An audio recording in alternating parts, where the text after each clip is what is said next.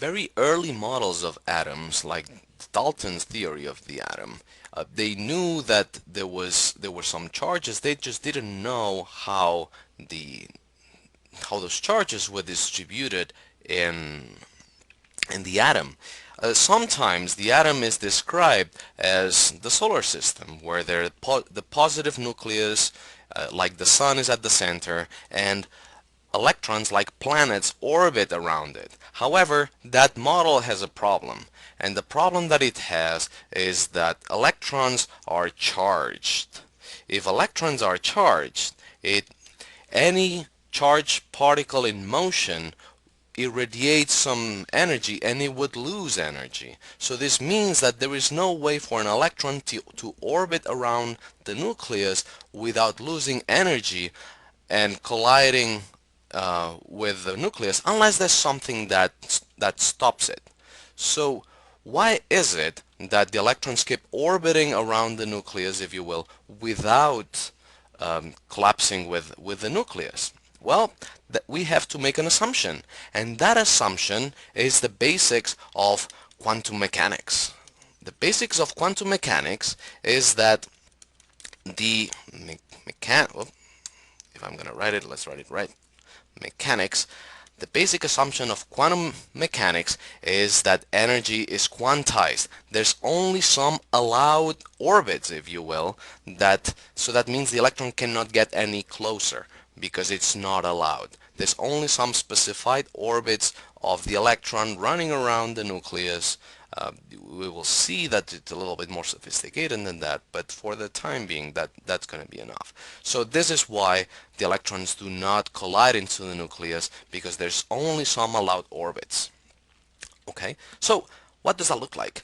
Well, this model can already explain the atomic spectra that we saw. I remind you that, for example, when you burn hydrogen or when you burn sodium, you see different lines, and those lines cannot be understood unless you come up with a model that talks about electron transitions like the ones that we are going to talk about.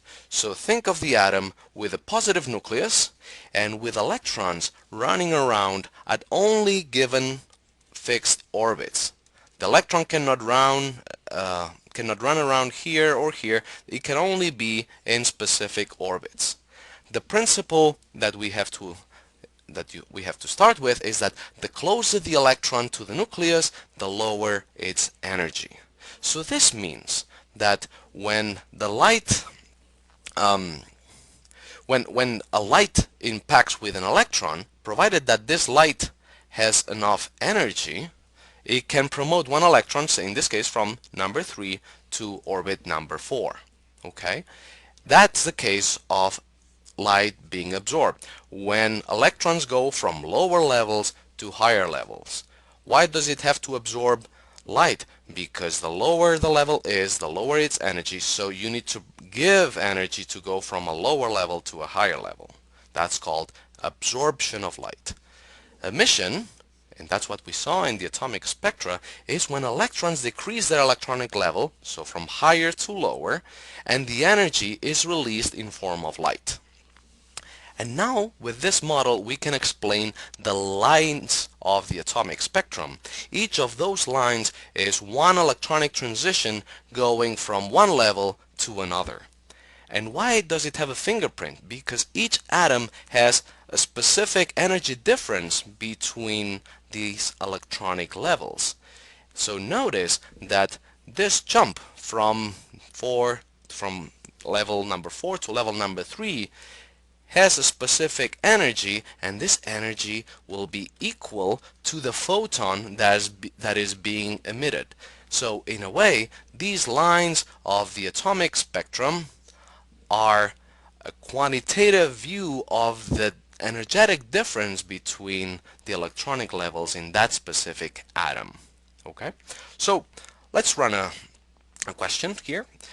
It says that there's two electron transitions, that is, two electrons that change their position. In example 1, you have one electron going from level number 1 to level number 3.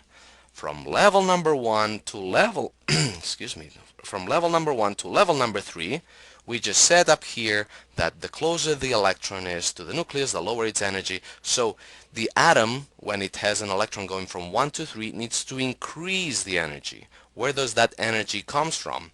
It comes from a photon, from light.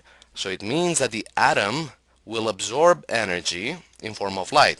The atom will absorb a photon that is with a frequency that is equal to the energy difference between level number 1 and level number 3.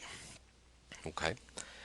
The second case in here, when the electron goes from level number 4 to level number 3, it goes from a higher level to a lower level. In this case, it goes from a higher energy to a lower energy. It needs to release energy, and this energy will be released in form of a photon. So the atom will emit a photon, and